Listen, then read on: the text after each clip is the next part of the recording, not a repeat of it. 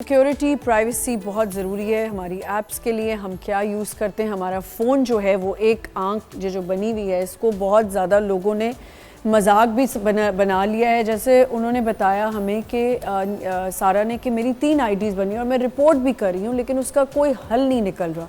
इसी तरह आप कोई पंजाब का स्कैम बता रहे थे हमें, कोई कौन सा ऐसा स्कैम हुए हैं पंजाब से जो हो रहे हैं? वो तो खैर obviously related to e commerce, जिसकी वजह से हमारा मुल्क ही बदनाम हो रहा है ऑब्वियसली।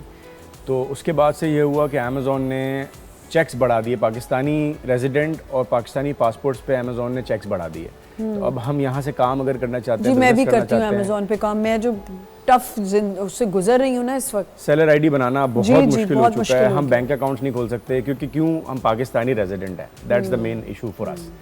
तो इतने स्कैम्स हुए हैं कि ड्रॉप शिपिंग की गई है और उसके ज़रिए से कस्टमर्स को ऑर्डर मिला नहीं, उन्होंने कैशबैक का क्लेम कर दिया, कस्टमर से पैसे भी ले लिए, उधर बैंक से भी कैशबैक कर लिया, दोनों तरीकों से पैसे बनाए। ये स्कैम इतनी बड़ी तादाद में हुआ है, मिलियंस ऑफ डॉलर्स में हुआ है। और I don't want to name दो सिटीज, बट उसकी वजह से हम ओवरऑल पाकिस्तान बदनाम हो गए। बिल्कुल, हम तो हर कराची से भी आईडी बना रहे हैं, अमेज़ॉन सारे वो चेक्स लगा रहा है और उसकी मर्जी वो रिजेक्ट कर दे, उसकी मर्जी। आप आमना ये बताएं ना, चल रहा है अमेज़ॉन का मसला।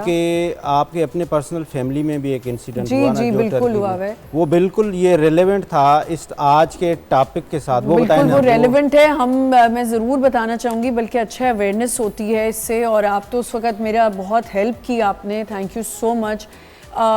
पता है आपको, मेरी बच्ची अपनी बच्ची के साथ ही हुआ था कि हम लोग यहाँ की पुलिस को कह रहे होते हैं, but to be very honest मेरी बच्ची रहती है इस्तांबुल में, वहाँ की भी पुलिस को इतनी ख़ास नहीं है।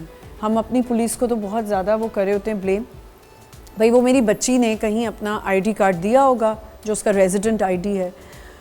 अब वो बच्ची वहाँ से कराची आ गई, और जो वो नाइजीरिया कॉल आपने कही कि वो कराची जब आई हुई थी 2 साल पहले की बात है, कराची आई हुई थी, वो नाइजीरिया से उसको कॉल्स आ रही थी और वो मजाक में बंद कर देती थी। मुझे उसने नहीं बताया था, तो उसने एक दफ़ा जिक्र किया, अम्मा someone calls me from Nigeria, I don't know क्या वो बोलता है, और बंद हो जाता है।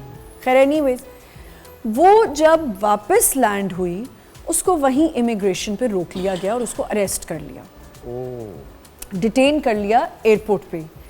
अब वो डिटेन हो गई एयरपोर्ट पे, सिर्फ उसको 5 सेकंड के लिए कॉल करने को मिली और उसने सिर्फ तब भी वो समझ नहीं पा रही थी, और उसने कॉल किया और उसने कहा, अम्मा वो मुझे अरेस्ट कर रहे हैं और वो मुझे कह रहे हैं कि मैंने कोई फ्रॉड किया है।